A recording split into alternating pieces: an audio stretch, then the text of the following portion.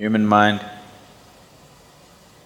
because it wants to fix one thing, it invents too many things. Because one fundamental ingredient is missing. Instead of getting to it, it tries to invent so many things. Various types of moralities, various ideas of virtue and sin. All these things have been invented by human mind just to fill that one slot which has not been filled, that is, to be in connection with the divine which is throbbing within us. Because that one thing is missing, we are trying to make it up with so many things. What is virtue, what is sin? If you go about debating, I'm sure each individual have his own sense of what is virtue and what is sin. Of course, according to his convenience. No?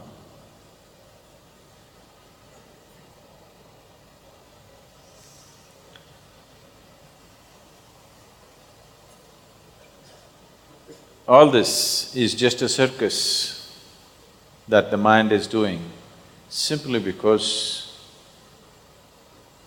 the conscious contact with that which is the basis of who you are has not been established. Because to cover that one lacking, we have invented so many things.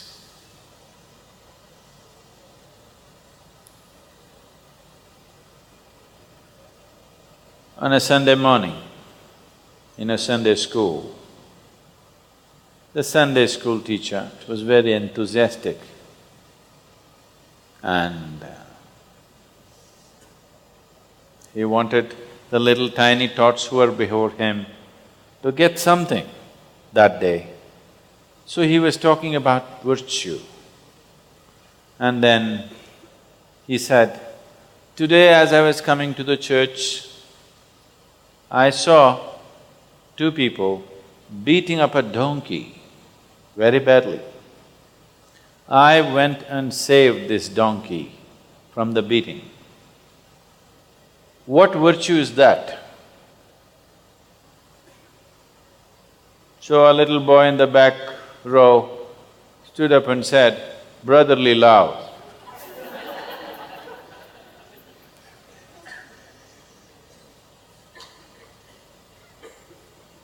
So your ideas of virtue can always be twisted and turned in so many different ways from generation to generation.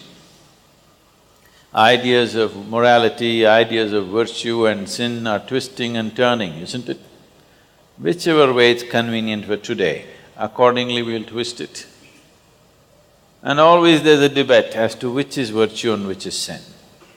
From society to society, from generation to generation, from individual to individual. Within the house, if there are four people have four different standards of virtue, isn't it so? No? All this is just a cover-up job. Being moralistic means, to be in morality means you are in pretension of spirituality. What should have naturally occurred, you are trying to act it out. If you were a flower that blossomed, fragrance would naturally come. Because you're a plastic flower, now you're trying to spray. You spray today, in an hour's time, again it's gone. Morality is a big circus. With great difficulty, people are being moral, isn't it? No? With great difficulty. And those of them who are successful in being moralistic, those people who are 100% correct in their morals, one thing that's happening with them is nobody wants to be around them. They don't mind being around somebody who is immoral, but they want somebody lively, isn't it? Totally moral and lifeless, nobody wants to be with them. Please see, the more an individual person thinks that he is a good person, I am good, I am good, I am good, nobody wants to be with him. Because this idea of what is morality, what is virtue, what is sin, is essentially coming in comparison with somebody else. How do I come to a conclusion that I am a good man? He is not okay. Yes? Not okay. She is not okay, he is not okay, she is not okay, he is not okay, he is not okay, he is not okay. Compared to all these people, I am a good man. If I do not make any judgments about any of these people, then there is no basis for me to call myself a good man or a bad man. The more good you think you are, the more you will find nobody is okay. Have you noticed this? People who think they are very good, in their eyes nobody is okay. If nobody is okay, it's not a question of virtue, it is a question of madness. The first sign of psychological disorder is you start thinking nobody is okay. Do you know this? Even medically, the first sign of psychological disorder is you start thinking nobody is okay. Some American author said this, I forget his name. He said, everybody in the world is queer except you and me. You also seem to be little queer. So nobody is okay except you.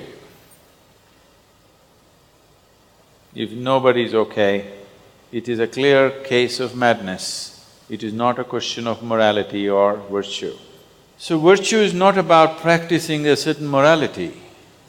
The greatest virtue is that you are in tune with life. You have become life. Am I not life? No. You become too much mind, you become too much emotion, you are not life. And when I say you become too much mind, the content of your mind is not yours. If you carefully watch your mind, you will see your father is sitting here, your mother is sitting there, your teacher here, your friend somewhere else, your enemy somewhere else. Just a whole crowd of people sitting inside and doing crazy things. Yes? When such a crowd of people are there is no question of consciousness. A crowd cannot be conscious, only an individual human being can be conscious. If you carry a crowd of people in your head, the chances of you being conscious are super remote. So the whole process, the spiritual process, is about shifting from being a mental activity to being a life process. Are you a life with a mind, or you a mind with life attached? Let's decide this. Huh? Are you a life with some mental capabilities, or are you a mind with a little bit of life attached? You're alive, isn't it? A very enthusiastic biology teacher saw a very unenthusiastic classroom full of children, so he wanted to do something. So, he went, stood on his head in the class, on top of the table, and he stood there like this, on top of his head, and children got interested and they were all looking. Then he said, staying on his head, "Can you see my face is getting all red?" They said, "Yes." Then he got off and then he said, "See, when I stand on my head, all the blood moves into my head region and my face gets red. But when I stand on my feet, it does not happen. Why?" Why? One little boy stood up and said, "Because feet ain't empty."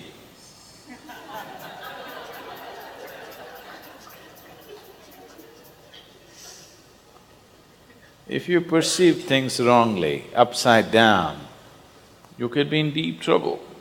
I want you to understand, life can get poisoned simply because you have a wrong thought, or a wrong emotion, or a wrong idea, or a wrong philosophy for yourself. So how do you know a particular thought is wrong or right? How do you know a particular philosophy is wrong or right? You do not know. The only way to find out whether something is poisonous enough or not is to drink it and see. After that we will know, you will not know. Yes, we will know it works, you will not know. So what works and what doesn't work, if you find out like this, it's going to be very expensive. The best thing is to allow the intelligence of the life to function, not take in inputs from too many people and too many things. This life, is it a complete life by itself or is it a half a life? What do you think? Huh? Is it a complete life? Is it a complete life? Yes. But all the priests, pundits, teachers believe it is not a complete life. They think they have to fix you. The moment a child is born, everybody is trying to tell him what is good and what is bad. Because somewhere they believe essentially all children are born bad. Or they believe Creator has made a mistake and they are going to fix it. You think Creator has made a mistake with you? You think Creator has made a mistake with you and you need to fix it? No. You just have to become the way He intended, that's all. If you allow this life to function just the way He intended, everything is fine with this. Now you've gotten twisted out as your society expects you, or your own some stupid philosophy that you gathered from somebody. Just to throb here as life. Oh, is it enough if I'm just here as life, I may become immoral, I may kill this person, I may rob this person, I may do harm to this person. Yes, if you sit here just as a body, it is very much possible. The moment you get hungry, you may pounce on the person next to you and start eating him or her. Possible. If you sit here just as a body, it is possible. If you sit here just as a mind, it is very much possible, depending upon what kind of content you have taken into your mind, accordingly you may do so many things. But if you sit here and reverberate as just life, the question of harming another life will never occur to you. Nobody has to tell you, do not harm, do not do this, do not do that. Only if you're here as a body or as a mind, then somebody has to tell you, don't pounce on somebody. If you're here as a piece of life, if you throb as life, you will see, you will not need any morality, you will not need any teaching, you will not need virtuous input into you. If you sit here, you're perfectly fine. What this life has to do, you will anyway do. What it should not do, you will anyway not do. And if you reverberate as a piece of life, you will clearly know that your life is not individual, it is connected with everything in the universe. There is no way you can miss that point. Only if you're too engaged in your head or too involved in your body, you will be a separate happening. If your involvement is with the life process, not with the physical process, not with the psychological process, if you're not identified too much with the physical process and the psychological process, if you're simply sitting here as a life process, you cannot miss the point that there are no borders for your life process. It is happening from everywhere.